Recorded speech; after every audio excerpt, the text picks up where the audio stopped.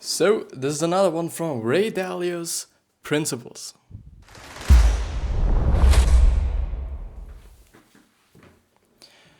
With that being said, hello and welcome back to the next episode of the Self-Development with Tactics fucking podcast. I'm pretty fucking pumped, actually, to be here. Even though it hasn't been such a great day for me somehow. I don't know why actually, but I'm not feeling that great today, but I'm still making the episode because I think it's gonna actually boost my fucking mood if I'm doing something or if I'm doing something that I actually find is not a waste of time, which is incredibly important for me, and which is one of the things that I think that I haven't been doing today. Like today I have been really wasting a lot of time somehow. I do not know why actually. But I've just gotten up pretty late, just compared to when I get up during school time or during the week. I actually got up at 9:20. Normally I wake up at 5:20, so basically 4 hours earlier. For sure, I'm not gonna totally stand up at 5 fucking a.m. on the weekends because I do just also need to rest. This is something that I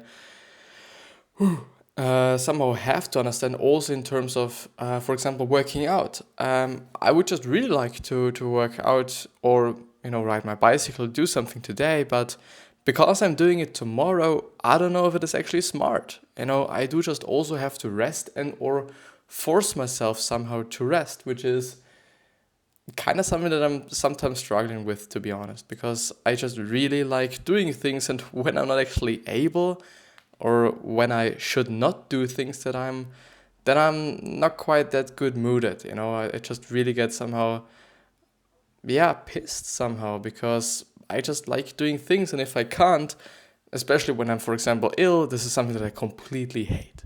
And this was actually also one of the reasons why I've changed my nutrition, I've changed my eating habits and everything so that I'm not ill all the fucking time. Like I have been ill just so often.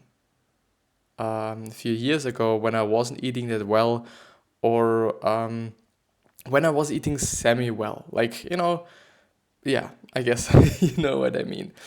But yeah, as I've already said in intro, we are going ahead with the Ray Dalio principle summary. I do not know how long it's actually going to take us or me to actually go through the whole thing.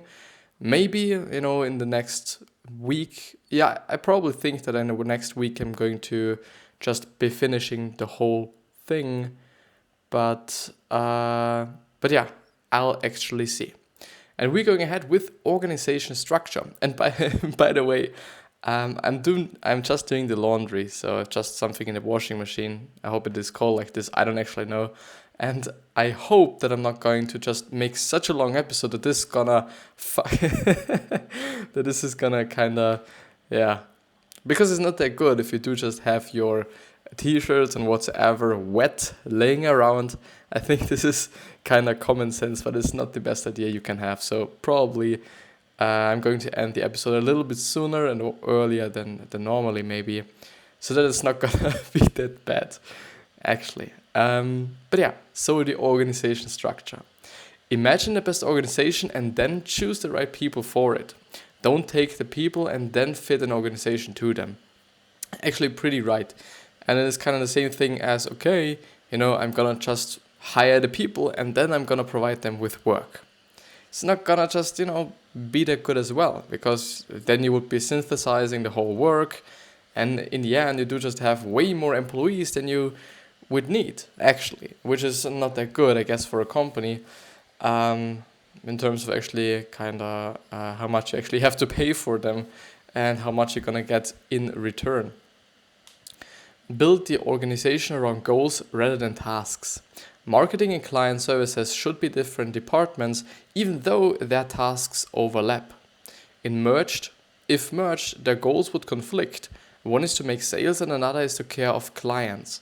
This is actually true. This is really actually true, and this is also one of the reasons why in good newspapers the whole advertising department and the whole article and research department are also two different ones.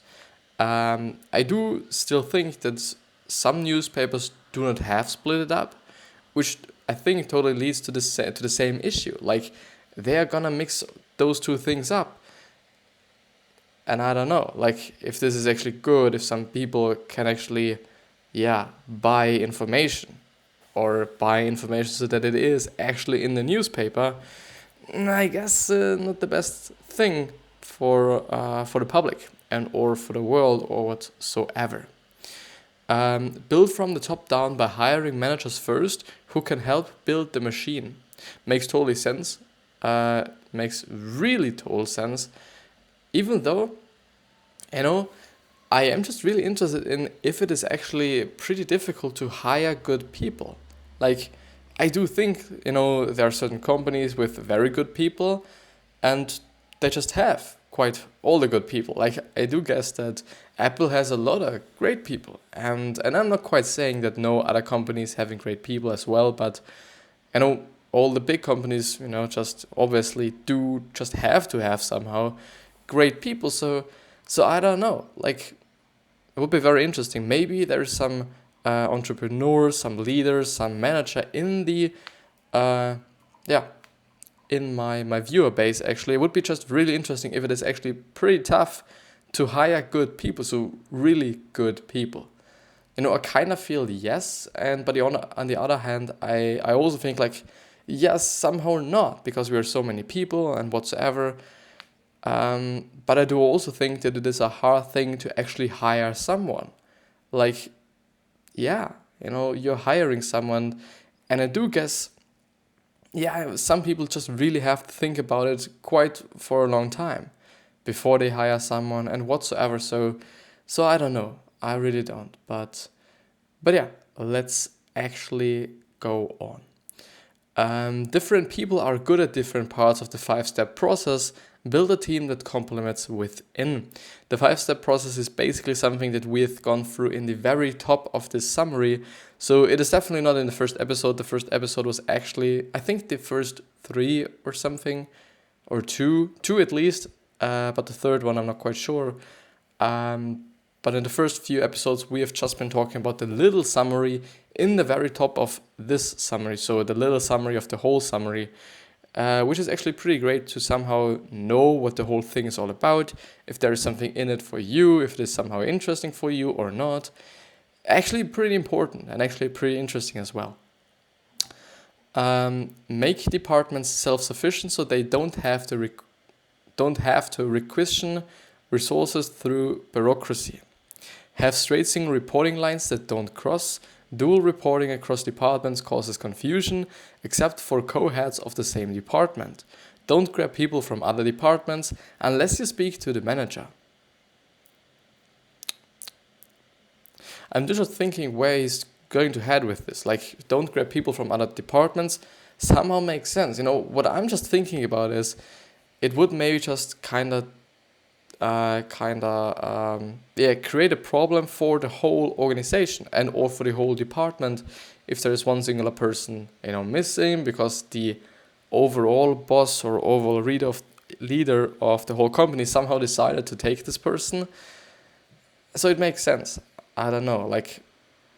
I think this is also some part of communication, and communication is something that I've been talking about so fucking often in the last few, I think actually in the last 2 weeks I've been speaking about communication incredibly often, because it really is important, and also to over communicate things. And I think this is actually or should be actually a part of over communication, that everybody just knows what's fucking going on. Like, the manager should know where the people are, you should know where the people are, or at least, I guess, only the managers should know where the people are, and you should know where the managers are so that you can actually kind of ask them where the people are. And if you can grab them, if you can just take them, whatsoever. Limit direct report ratio from 1:5 to 1:10. So the relation 1:5 and 1:10. Deal with key man risk. Build a perpetual motion machine that can work well without you. Every key person should have at least one person who can replace her, just as you have backup parts for machines. expose the next generation of leaders to the thinking and decision making of current leaders, which totally makes sense. And I guess it is a really great strategy if you do have a machine that is working extremely well. If you really have one with just, which are basically, the reason why a machine is working great is because the people that are in it is working great, and additionally to that, the whole design of the machine should also be just really good. The thing there is, it then totally makes sense that if you have people that are working well, a machine that is working well, that you also expose the future people to the current leaders and masters and whatever you're gonna think about.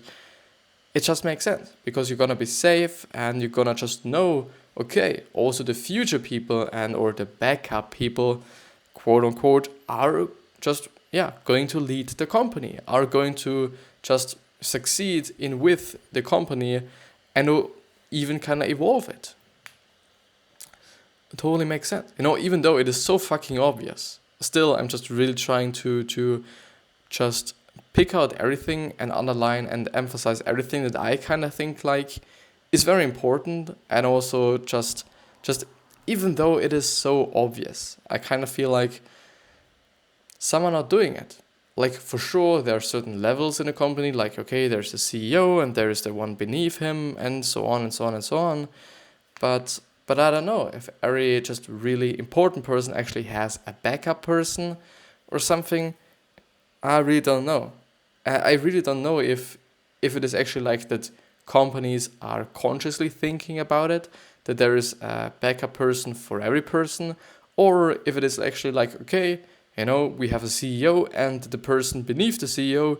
So in the end, when the CEO leaves the whole company, or if something happens or something, then the person beneath him is going to be the CEO. Which, can be like, okay, if you think about it, maybe the person beneath the CEO might be the CMO, like the Chief Management Officer, which I don't know if this is actually kind of the right person for this position, because he or she was working as a CMO. If it is really like, okay, they're gonna know what they should do as a CEO. So I don't know, like, I really don't know, but I definitely don't know because I'm not a leader and I don't have a company and I'm not really educated in that space. Have successors do your job for a while to get vetted. And conversely, no one can be so important that they are irreplaceable. I don't. Well, this is just a really tricky one. So conversely, no one can be so important that they are irreplaceable. Well, I in terms of the whole importance, I do think this is actually true. Like, in terms of the fucking importance of a person, there should not be something like irreplaceability, because it would be just not good. If you do have a person, when this person is leaving, the whole fucking company is fucked. Still, there was a story that I actually don't remember right now, which is a little bit sad. But this was actually the case in this story, that there was a company and a CEO or something, and the CEO left, I think, to actually either create his own company or to join another company or something. And it was Sam Walton. Yes, for sure, it was Sam Walton and Walmart. During his career, so basically it is a book that I've been going through on the podcast as well, and or also as a video form. So if you want to check it out, it is actually a great book, and it also was a good book summary. I think it was from the powermoves.com website, if I remember correctly, but also on the alanchang.com website is the exact same book, and I would totally suggest you to go through the book summary on this website, so on the alanchang.com website, because you will gonna get just so much more out of it than from quite every other singular website. Because they're so fucking just detailed and well written and everything that it is. Yeah. It doesn't make any sense if you would just go through something else. But it actually was the case for him. So he was actually the founder of Walmart. You can definitely see like, okay, Sam Walton, Walmart, makes sense. But the whole story is pretty interesting, by the way. He has always been a person that was just really giving a fuck about his employees. He was just really a bad person in terms of actually dealing with his employees, which he then realized wasn't the best idea, because, you treat the employees and employees treat the same way the customers. Or just, you know what I mean. Let's give a fuck about the whole structure of the sentence, but you know what I mean. And it really then was a case that as he was actually beginning to treat his employees right and or better, gave them higher wages and whatsoever, they also treated the clients better and or the customers better, which also just increased the sales and whatsoever. And he has always been having some competition with Kmart, and it was just really, really interesting story. But the thing was, he once in his career left Walmart as a CEO, and in that time he wasn't in the company, and he truly was a great leader, I assume. Like, I really assume that if he was able to actually build that company and actually kind of establish this company as something that's kind of used by everyone also, that he's just a good leader. And as he left and another person came as a CEO, it was actually there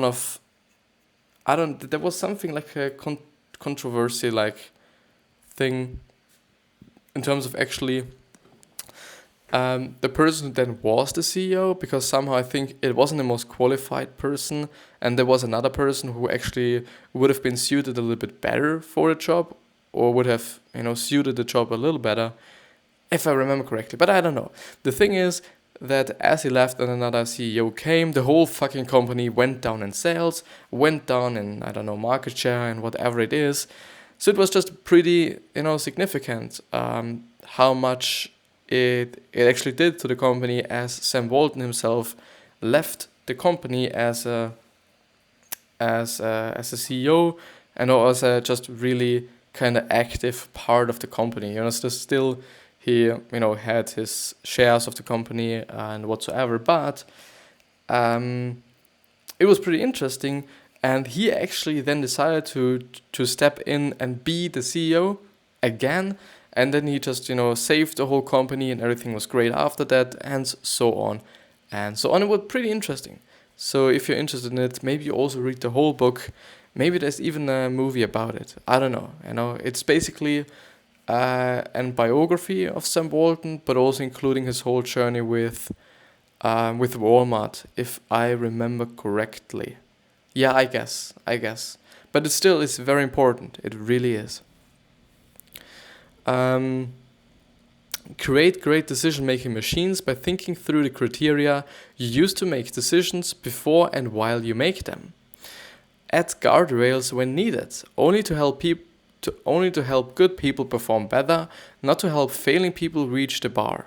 A good guardrail can be a team member whose strengths compensate for the weaknesses. Don't count on people to save themselves or design their own best solution.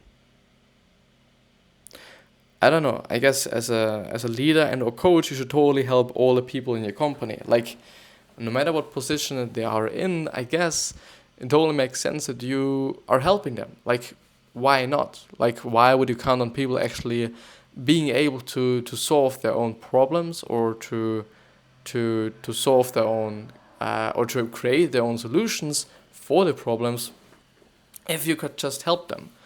And or just hire someone to help them, or just manage it that another higher person is kind of able to help them to make a plan, or to actually kind of work out some solutions, whatever it will be. At governance and checks and balances. Governance, is it actually, it is GOVERNANCE. Is the oversight system that removes people and processes if they are failing. Even benevolent leaders tend to get more autocratic since they have limited time to make difficult choices, and they lose patience with arguments and issue commands instead. Beware of fiefdoms where personal loyalty can conflict with organization loyalty. The company should have a board that determines if the people running the company are capable. The board can select CEOs, but does not micromanage the firm. The board lines must be independent of the reporting lines of the CEO. Board must have the courage to hold people accountable. Actually, I've never ever known what a board member is. I've actually heard a lot about certain boards and just firms, and I guess I now understand what it actually is. Like, it totally makes sense that you're also not actually kind of take some people from the line of the CEO, because it's not a great idea, because they will totally be like, no, our CEO is great, he's doing the best job he can, but instead he's just laying around doing nothing, hiring just unnecessary people and whatsoever. So yeah. So fucking yeah. Dalio believes a single CEO is not as good as a great group of leaders. Thus, Bridgewater has co-CEOs and 3 CIOs, which is the chief. What is I? Chief I officer. It totally makes sense. It really makes sense, and even though I do not know how it is with all the policies and laws and whatsoever, because I somehow feel like that there could be a law somewhere in one country that there just has to be a leader and that there just has to be a CEO or something, but it would then just make sense that you in the company internally that you're actually making it like, okay, there's not one singular CEO, but there are just a few people who do just have kind of the whole force over the whole kind of company, or the whole power over the company, and they together make the decisions, which totally makes sense, especially if you think about, okay, if someone gets somehow ill or something, and everything is a little bit backed up, I would say. It just, just feels like this.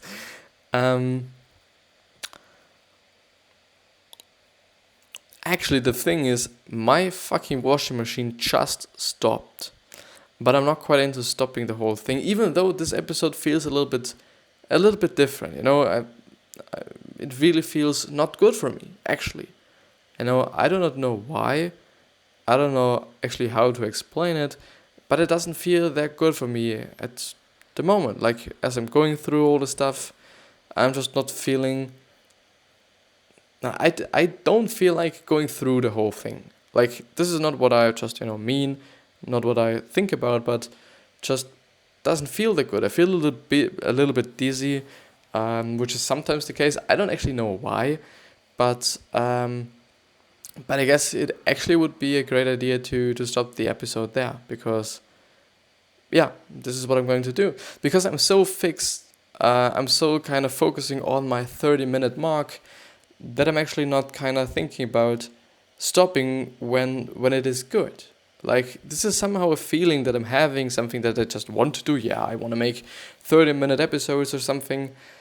I don't know. Like, there are advantages, there are disadvantages. The advantage definitely is that for the podcast, it is a little bit better, because a podcast in general is more like long-term and long-form format. But still, like, why would I kind of synthesize things? And most of the time, really, in the end of the episodes, I'm just really getting impatient. I'm really not just, I just read and I'm not even getting what I'm reading. So yeah, I guess this is actually going to be the end of the episode.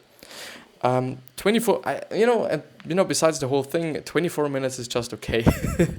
It really is okay. And sometimes it's like, I've once been talking to a colleague of mine, and he was just searching for all my videos in fucking class, and then he was just turning on one of my videos and was clicking on my videos, turning it on pretty fucking loudly so that everybody can hear it.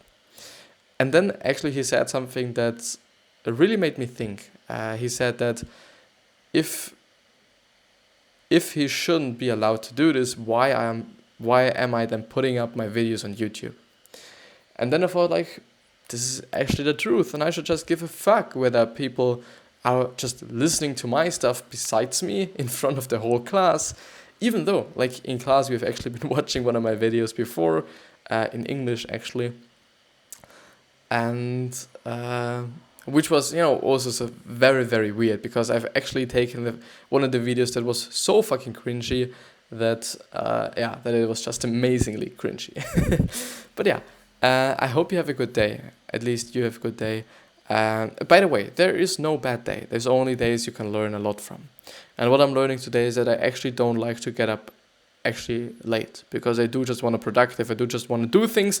And this is also one of the reasons why I'm just ending the video right now. I wish you the best health, wealth, happiness, and success. I hope that you're doing well. And I hope that you're going to remind yourself on how you're going to be remembered, which means how your legacy is going to be. Like, if you're going to be remembered as a good person or as a bad person or as something in between. The thing is, it's totally in your hands. Nobody decides but you. You really decide what person you are, what qualities you have, what characteristics you have, and it is just totally in your hands. You have the power to change that. And with that being said, I see you the next time, and thank you very much for listening.